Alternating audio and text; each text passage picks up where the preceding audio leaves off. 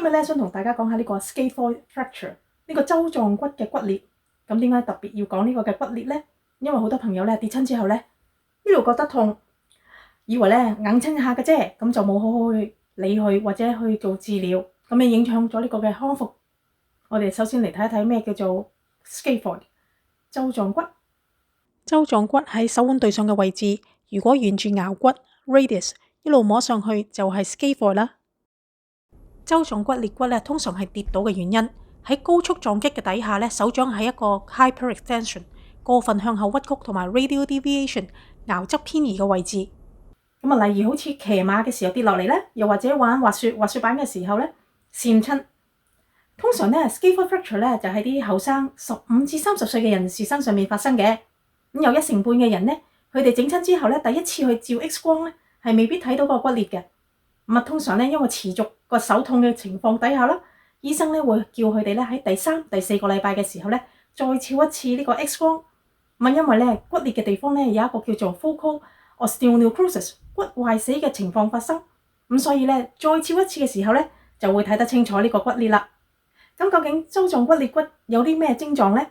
咁首先咧就係呢啲位置會腫咗啦。咁另外手指公、手腕活動嘅時候咧都會受到影響嘅。另外咧撳落去，特別喺呢個地方，我哋叫佢做 anatomical snuff box 嘅地方咧，撳落去係會痛嘅。咁治療呢個舟狀骨骨裂有咩治療方法咧？咁就要睇下呢個骨裂咧喺呢個舟狀骨嘅邊個位置啦。咁啊，舟狀骨咧通常咧就分開3個部位，一個咧就係上邊近呢個手指骨嗰個位置嘅，咁另外咧中間啦，佢嘅腰部位置同埋咧近手腕嘅位置。咁通常呢啲骨裂咧就係呢個腰間中間嘅地方咧發生係最為普遍嘅。如果呢個骨裂咧喺腰間同埋近手腕嘅位置發生嘅話咧，咁通常咧醫生都會建議你做呢個手術，打好釘落去，等呢個骨裂鞏固佢，然後再打石膏4至6個禮拜。跟住咧就會轉換一個比較輕鬆嘅手托，可以咧就攞出嚟做運動嘅。咁如果呢個骨裂咧係喺呢個近手指嘅位置，咁通常都唔需要做呢個手術嘅。咁但係要打石膏6至8個禮拜，咁啊等呢個骨裂嘅地方咧慢慢等佢自己好返。咁點解會有唔同嘅處理手法咧？呢個咧我哋就要睇返呢個舟狀骨佢嘅血管分佈啦。舟狀骨嘅血管咧係由靠近手指嗰部分咧向手腕方向去分佈嘅，咁所以腰部同埋靠近手腕方向嗰部分嘅地方咧，血液嘅供應咧係比較少同埋遲緩嘅，所以呢兩笪地方受咗傷嘅話咧，如果淨係單單靠佢自己自然嘅方法去康復嘅話咧，效果係並唔理想嘅。拆咗石膏之後咧，我哋好多時都見到咧手指公同埋呢個手腕係非常之緊嘅。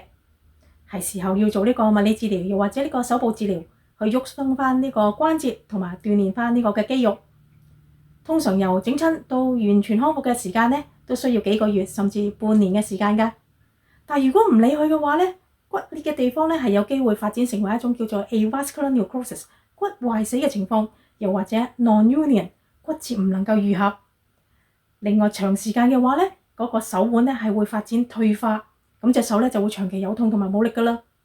咁所以咧整親之後咧，如果你見到2至3個禮拜裏邊咧個痛咧依然係冇減輕嘅話咧，就真係要去睇醫生，因為咧有機會咧係有呢個舟狀骨嘅骨裂嘅情況。